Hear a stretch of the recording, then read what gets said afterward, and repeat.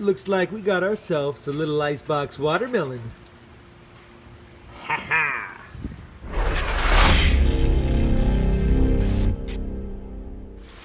Hey everyone, it's Rob the Backyard Gardener, and we had a huge storm last night. 40 to 50 mile per hour winds. You could see all the leaves in my pool, but the pool's pretty clean other than the leaves as far as the water. So I'm excited about getting that all squared away. Anyway, wanted to take you on a quick tour of my watermelon plants. You remember I had that series going where I had grown watermelon from seeds. I had a harvest of a 12.5 pound watermelon and a 2.5 pound watermelon.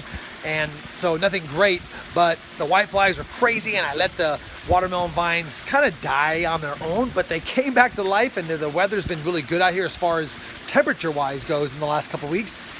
We got some fruit sets on those Charleston Grays. There's Charleston Grays and Jubilees. I can't tell which ones they are now. They could be the Charleston Grays. They could be the Jubilees. They look like Charleston Grays. I'll let you see them. Looks like we got a half a dozen or so fruit sets.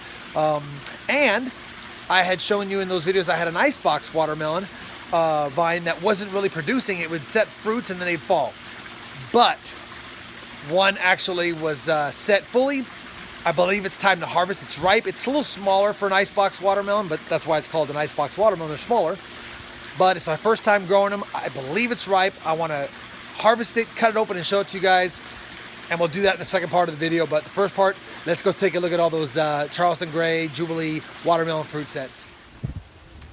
So I'm kind of glad I left these vines to grow back. They're doing a lot better now that the summer's done. The whitefly problem has kind of moved on. Looks like we got a couple of possible fruit set candidates down there, which makes me excited. Got another little one right here, and that one looks like it's gonna form. Got another little baby one over here. This vine's starting to do well as well. And I know I saw one down here somewhere. Right there. So that one's definitely set. It's getting bigger. It was bigger than it was last night. And then I wanted to show you guys, it's really wet out here. We had a huge storm last night. But I wanted to show you this nice size one I got right here. Nice size as in, you know, that's a fruit set. So we'll see how he does. But I'm really excited that I got some pumpkins on this side of the yard. And I said pumpkins, really? Some watermelons on this side of the yard. Like I said, I'm not sure that they will mature in time. We've got about 5 weeks before the frost date. I've checked the next 3 weeks, and it looks like we don't have any surprising weather coming in as far as frost.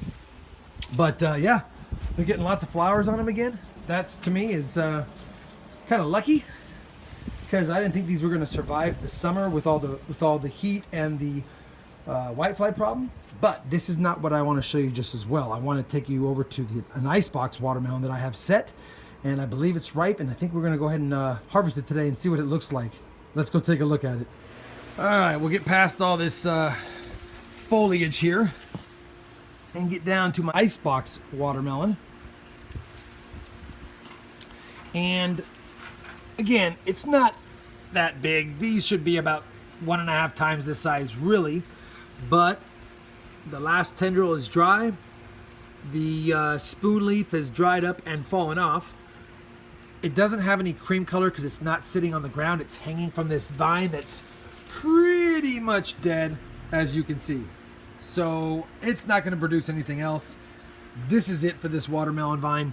This is it for the icebox. I'm thinking I should harvest it now and see what we get. I don't know if it's completely ready, but came off pretty easily. Man, I don't know, guys. It feels like it's ready. Let's take it inside and cut it up. Got the scale zeroed out. Let's see what this guy even weighs.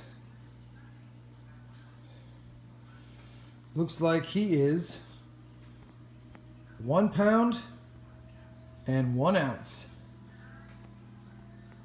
Awesome. Let's see if he's ripe. For fun, I put an egg next to it just so you can see the size, but we're going to get this guy open. Again, I'm not expecting him to be ripe, guys. It was undersized, vine was dying, However, I can't leave it on a dead vine any longer. Let's just see what happens here.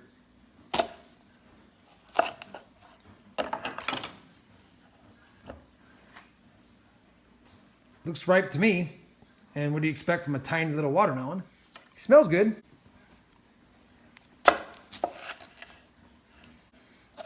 And see if he has any flavor that's good. I'm going to save the seeds as always though. Seems a little dry. I think he's actually overripe to tell you the truth. Sweet. Tastes like a watermelon.